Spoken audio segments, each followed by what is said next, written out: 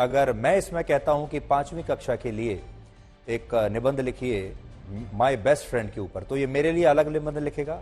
अगर आपका बच्चा इससे कहता है तो उसके लिए अलग निबंध लिखेगा। यानी 20 लोग अगर अलग अलग इससे कहते हैं तो सबके लिए सेम निबंध नहीं आएगा, सबके लिए अलग अलग आएगा। जब आप इससे कहेंगे कि मुझे कॉलेज के लिए एक निबंध चाहिए, तो ये कॉलेज के स्तर की भाषा का प्रयोग करेगा और वैसा ही कंटेंट आपके सामने पेश करेगा।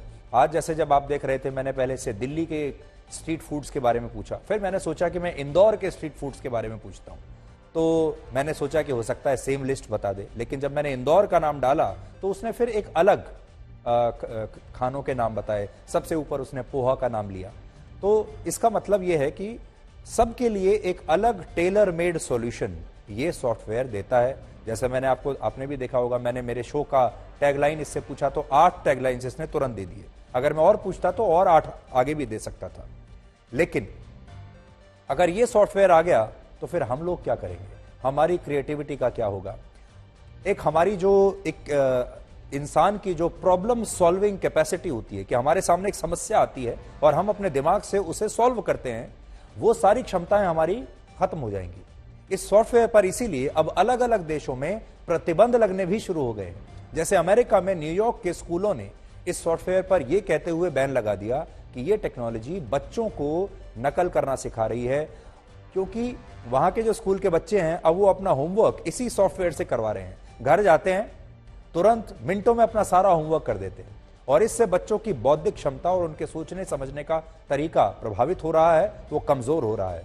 जैसे आपने ध्यान दिया होगा कि अब आजकल जब भी हमें कोई कैलकुलेशन करनी होती है, कोई जमा भाग गुणा करना होता है, तो हम अपनी उंगलियों पर नहीं करते। अब हमें कुछ याद भी नहीं रहता, हम सीधे कैलकुलेटर पर जाते हैं और तुरंत कुछ सेकंड में कर लेते हैं। इसी तरह पुराने जमाने में अगर आपको याद हो, हमें सबके फोन नंबर याद रहते थे, लेकिन आज किसी का फोन नंबर याद नहीं, क्योंकि हमारा फोन ऐसा है जो सारे फोन नंबर्स याद रखता है नाम के साथ। तो धीरे धीरे हमने वो काम करने बंद कर दिए और अगली कुछ पीढ़ियां जब ये याद करना बंद कर देंगी, जब गणनाएं करना बंद कर देंगी, तो उनकी जो बौद्धिक क्षमताएं हैं वो भी शायद काफी कमजोर हो जाएं। चीन ने भी कहा है कि वो अपने देश में इस सॉफ्टवेयर के इस्तेमाल की इजाजत नहीं देगा। और अगर आप देखेंगे तो असल में इस टेक्नोलॉजी के जितने फायदे हैं उतने ही नुकसान भी हैं। ये टेक्नोलॉजी इंसानों की क्रिएटिविटी यानी रचनात्मकता को समाप्त कर सकती है। इससे आप परिश्रम करना बंद कर देंगे, परिश्रम करना ही भूल जाएंगे।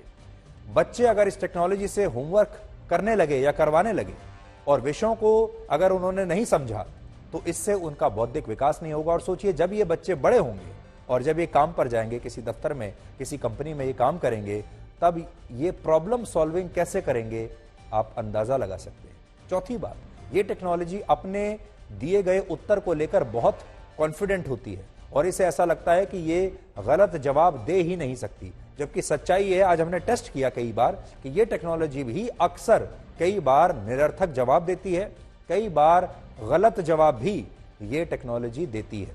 लेकिन अगर आप इसे सही मानते हैं तो आप इसकी गलत विवेचनाओं और बातों पर भी विश्वास कर लेंगे और कई बार आपका जो होमवर्क है वो गलत हो सकता है, आपका निबंध भी गलत हो सकता है। पांचवा पॉइंट ये कि ये टेक्नोलॉजी ह्यूमन इंटेलिजेंस को कम करके आंकती है और इंसानों को खुद पर निर्भर होना सिखाती है, जो कि सही नहीं है। इसके ना प्रोज एंड कॉन्स दोनों है। मतलब एक तरह से बच्चों को एक्सेस मिल रही है कि वो ऐसे बहुत सारे लोगों से इंफॉर्मेशन गैदर कर सके, है ना, जो वो पहले नहीं कर पाते थे। उन्हें पहले ढूंढना पड़ता था कोई पर्सन उन्हें अच्छा मिल जाए। तो आज के टाइम पर ऐसा है कि वो हेल्प ले पा रहे हैं उससे। लेकिन एक तरह से हम कह सकते हैं इसका नेगेटिव इम्पैक्ट ये है कि वो दूसरों के आइडियाज से अपने आइडियाज खुद के बनाना उनके लिए बहुत इंपॉर्टेंट है। जो वो कॉपी करते हैं तो उससे उनके आइडियाज तो रिवील नहीं होते। बच्चे के लिए खुद से ये डिसाइड कर पाना थोड़ा डिफिकल्ट हो जाता है कि वेदर वो जो देख रहा है वो रिप्रेजेंट करके आएगा, वो सही भी होगा या नहीं होगा। तो इस पॉइंट ऑफ व्यू से ये मेरे लिए थोड़ा सा गलत है कि हाँ, ऐसा नहीं होना चाहिए। उसको एक दो बारी तो टीचर से कंसर्न जरूर करना चाहिए कि वो सही है या नहीं है। लेकिन अभी भी बहुत सारी ऐसी बातें हैं जो ये सॉफ्टवेयर या इस तरह के सॉफ्टवेयर आपको नहीं बता सकते। वो कोई इंसान ही बता सकता है और वो कोई इंसान डॉक्टर ही आपको बता सकता है या आप खुद समझ सकते हैं। उनमें से एक है, क्या आपको हार्ट अटैक आने वाला है? ये कोई सॉफ्टवेयर आपको नहीं बताएगा शायद।